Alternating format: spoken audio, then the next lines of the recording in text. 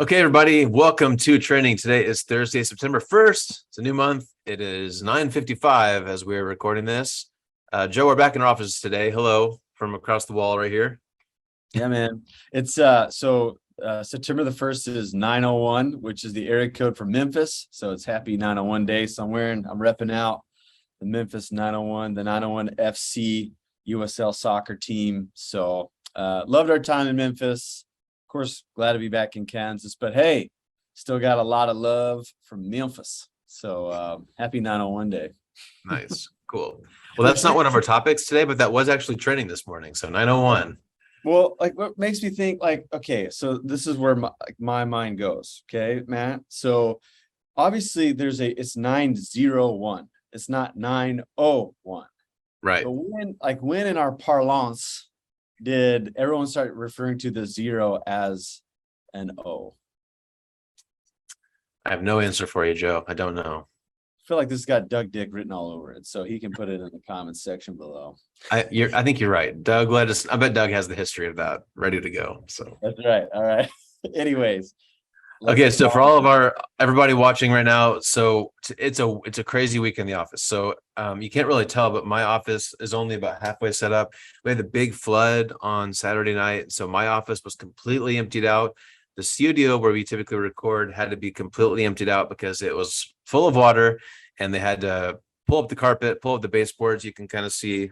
I can't do the backwards thing. There we go. So anyway, all the offices are under construction. We kind of Joe's office is also a lot emptied out. So we're kind of flying on the seat of our pants this morning. Everything's in different places, and we're looking for cords and boxes that used to be in offices that aren't anymore. So, but we're gonna do our best to keep things rolling here on turning this morning. So have you lost anything yet, Joe? You found everything that got moved? I think for the most part, and like when this happens to you, like, don't you feel like, man, I got to get rid of half of my stuff. Like this is like too much to manage. So I'm kind of having one of those moments of like, I like to purge stuff. Yeah. So let's see if I can get down to the bottom of that. I probably won't. I'll probably lose my interest, 20 minutes in. But anyways, that's kind of how I'm feeling about it all. Yes. It's been kind of a hectic couple of days, but for the Ridgepoint people watching, the plan is to have our kids in nursery and everything back to normal on Sunday. So it's been kind of crazy dealing with the flooding, but we're kind of shuffling to make everything work. So stay tuned. We'll let you know the latest later in the week. But anyway, I think you and I both feel a little bit frazzled, Joe, but let's get to the topics. We got just 4 today. So let's get to them. Okay. Number one, there was a big election in Alaska last night. Some people were because it kind of became national news. To be honest, I haven't really been following it, but I know that you kind of were, and you kind of wanted to at least comment briefly. So what do you know about the Alaska election? Yeah, I mean, I heard just a little bit of reporting on it. I think 2 things were unique about this election. So this was after Representative Don Young passed away, and so they needed to fill his spot in. So whoever won this was going to have like just a short term in office to campaign again. And so, but they have an interesting way to do elections. They wait who's like your first or second pick, and so they have to average all those things out. But the winner of which was a woman named Mary Peltola. And so she's young-ish for a politician. She's in her late 40s. What's unique about her that she's an Alaskan native. She's the first Alaskan native in Congress. And she's the first female to have this seat as a representative. So kind of a big deal there. She's a Democrat. Sounds like she's kind of a moderate Democrat. She actually leads, she's trying to bring kindness back to the political office. And hey, nice. We all got different personalities, but I think that's a step in the right direction. So anyways, don't know much else about her, but it was kind of a unique election, unique way to kind of tabulate the votes. And for her to be like just made me think like, man, like they've had representatives for a long time, like the first Native Alaskan and the first female to have this seat, like that's crazy. I mean, this is 2022, but like it just seemed kind of a unique couple features to that race. So. Yeah. And we don't need to get into this. I don't really know much about it, but I think that whole ranked choice voting, I think is really interesting. And I kind of wonder if more and more states might incorporate that in the next few elections. I don't know. Again, I don't know much about it, but it seems like there's some interesting positives that at least potentially could be helpful. So it certainly helps to facet like, oh, we have like kind of who's the lesser two evils? It may like kind of help overcome the gerrymandering stuff along the way. Who knows? But it's something that they're experimenting with. So let's see, it may get traction, it may not. But it was just kind of an interesting. You have to be a math major to figure it all out, though. That's all I know. And Yeah. the reason I got into ministry, because I'm not good at math, much to the chagrin of my accountant dad. So, anyways. I'm not good at math either, and that's why I do art. So yeah. Nice. Anyways, not to belabor the point, but that was just kind of a neat, unique thing from the week. Yeah, that's cool. Yeah. Okay, well, number two, I think we'll probably spend most of our time here. I wanted to get your take on, there's more Twitter news. Are you following the Twitter Blue, the edit button? Have you heard all the latest brouhaha about all of this? No, it wasn't on the lineup this morning that I got to listen to. So Okay, so it's trending this morning. So Twitter Blue is their, it's been around for a little while. It's their paid subscription service where you can pay $4.99 a month for Twitter Blue. And I honestly don't really know what all perks that gets you, but they're finally and kind of officially rolling out the edit button, which has been something that people have been clamoring for a long time. yeah. Right now, obviously, if you send a tweet and if you spell something wrong, or if you decide you want to take something back or whatever, it's not really an option. So people have been asking for that for a long time. But they've not allowed that for a variety of reasons, but they're saying that the edit button will be opened up to Twitter Blue subscribers soon. So Joe, I want to hear your thoughts. This is where my mind went with this. So right now, I don't use Twitter enough. I would not pay for Twitter right now. I mean, even if it was, you had to pay to use it at all, I wouldn't pay for it, let alone these kind of special features. Like for me, it doesn't add any value. But I wonder, I kind of feel like we've seen everything's a subscription now, right? All the streaming services. There's podcasts now that you have to subscribe, like you have to have a paid subscription to get a podcast. Subscriptions are just rolling. Everything's a subscription. I wonder if social media will eventually follow suit with that. And I wonder if that might solve some of the problems with social media. Like right now, I've heard a lot of people say that, like in the most recent algorithm, whatever that switched on Instagram, most people on Instagram now are just mostly seeing ads or sponsored content. That you're seeing less and less content from your friends. It's more and more sponsored content. Facebook's very similar. And obviously, if it was a subscription service, maybe that would allow you to kind of further customize what you see, what you don't see. So I'm just curious, Joe, when you hear the Twitter thing and just kind of looking ahead, do you think a lot of social media platforms might follow in a subscription model? And do you see any positives in that? Do you feel like that'll kind of kill it off? Like what do you think when you start hearing some of those things?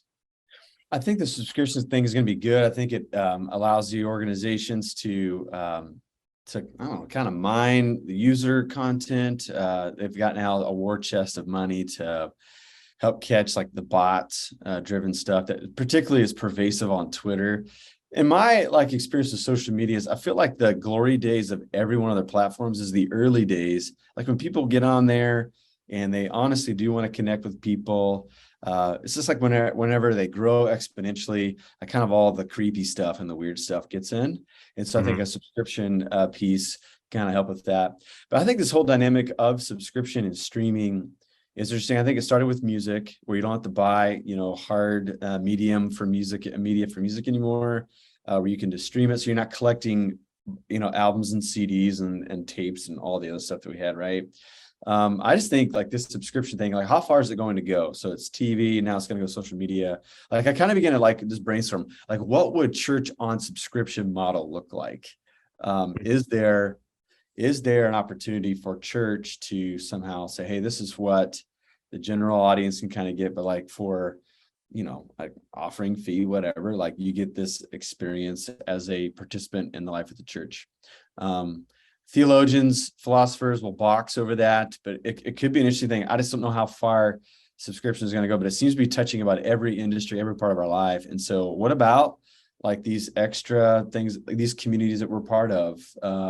How's it going to reshape how we're going to do church? I think there was there was an interview. Heard a little clip of with Carey Nieuwhof and some of these folks who do like Web 3.0 stuff, and just how like there's been different iterations of the web. And so like you and I, we buy usually you and I will buy a plane ticket not on like the United site anymore, but we just assume that the best place to go are these other venues to get the goods that we're looking for. Like what if religion, spirituality, soul care, like what if it all goes to that as well? Like what if the church doesn't catch up to the way in which people are looking for things to fill their needs out there. Like, what does it look like? What does church look like in like the Web 3.0? Like, that's just kind of a big question mark right now. And I'm here for it. I think it could be kind of cool to experiment and to explore what religion and that type of framework might look like.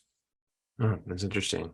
Mhm. Another thing that I was thinking about, back to social media. So like hypothetically, if Facebook and Instagram and Twitter and TikTok, all of them, if you have to pay for use for all of those, like I would not pay for all of them for sure. I might pay for one, maybe two, but I also wonder if the subscription model might kind of inadvertently decrease our time on there too, because I'm not going to pay for all of them. So kind of like with the TV subscriptions, I'm not paying for all of them. I'm only paying for the ones I'm actually going to use. So I wonder if inadvertently, if we have to start paying for Facebook or Instagram or whatever, if it might actually lead to less time, which I think everyone wants to spend less time on social media. We're all just hooked on it.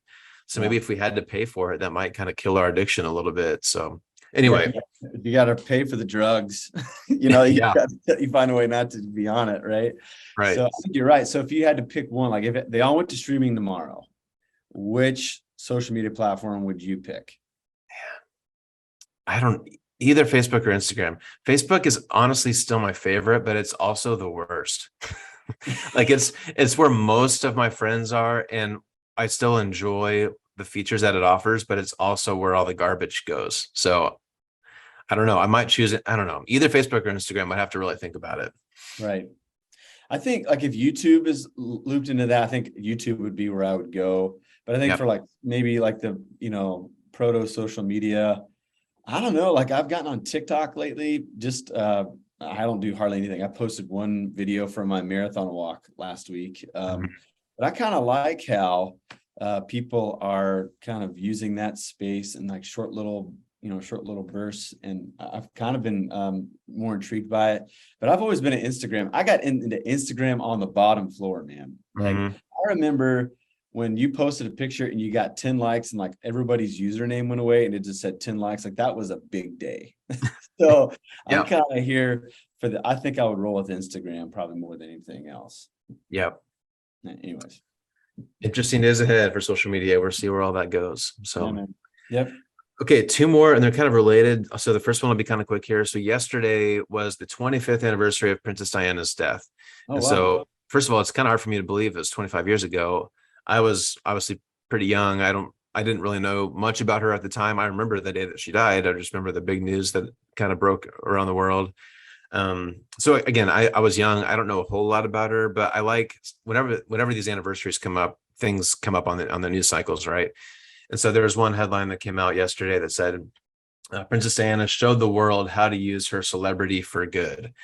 So some people kind of reflecting back, she was one of the first like global celebrities who chose to use her power to get involved with, all kinds of different humanitarian efforts. She was among the first to be vocally supportive of different groups who maybe were marginalized at the time. And so she, the royal family kind of gets a little bit of a weird name sometimes for some of the weird stuff that happens over there, but she was kind of this really a poster child for how to use your celebrity for good. And I just appreciate people like that who use their influence for good. So what about you? Do you remember Princess Diana? Do you remember that day? What are your memories of that whole thing?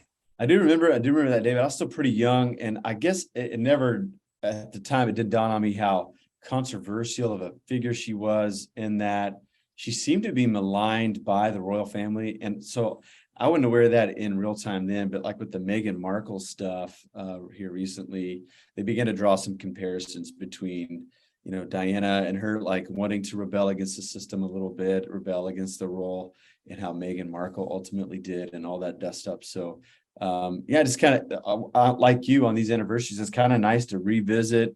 You tend to get a little revisionist history, but hey, like sometimes reporters don't do a good job of getting all the facts out in a timely manner in the moment there for the news cycle. So it is kind of nice to see this reflecting back.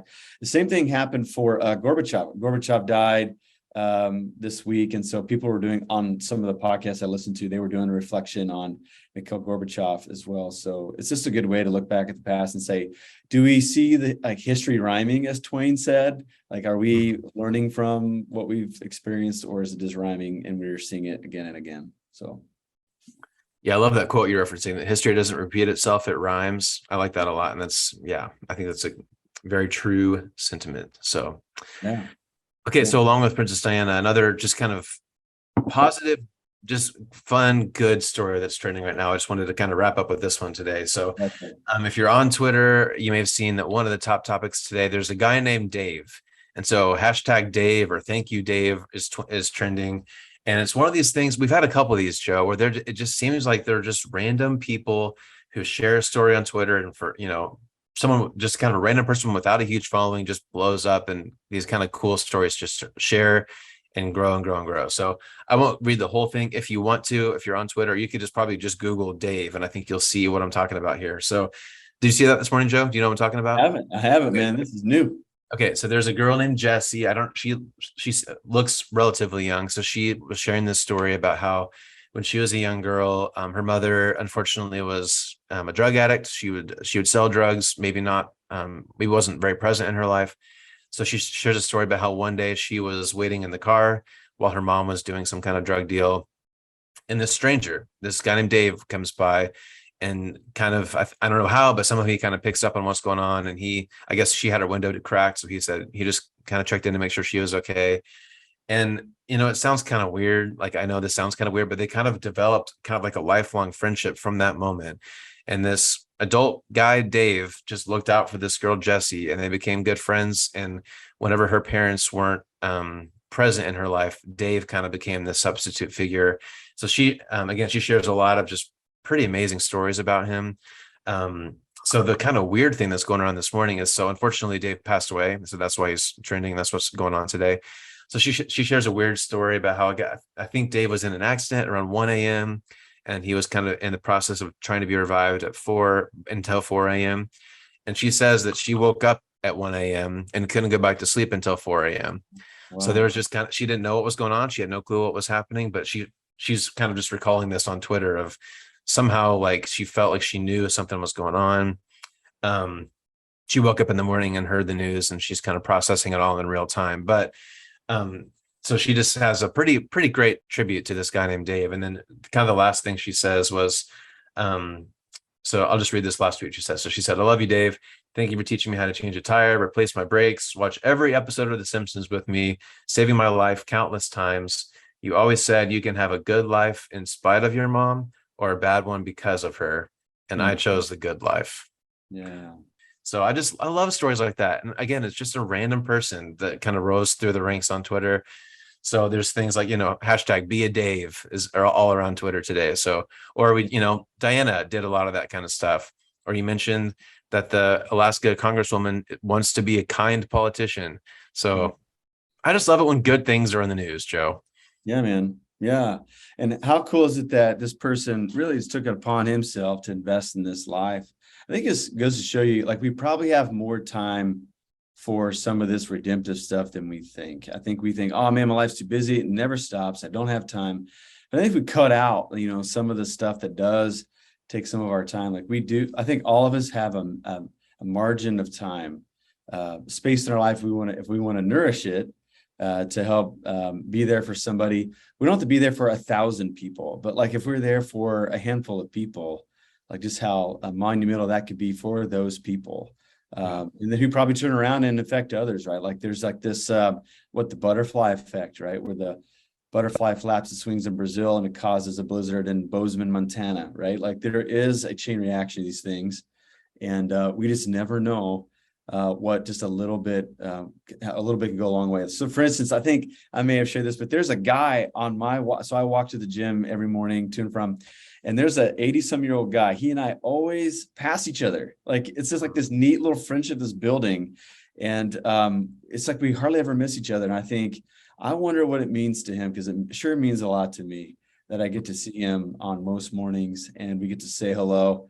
I don't know why, but it's just kind of a rich moment. And imagine if we could multiply moments like that. I just think it'd be kind of a cool thing. So, and Dave shows us just how effective that could be. Yep.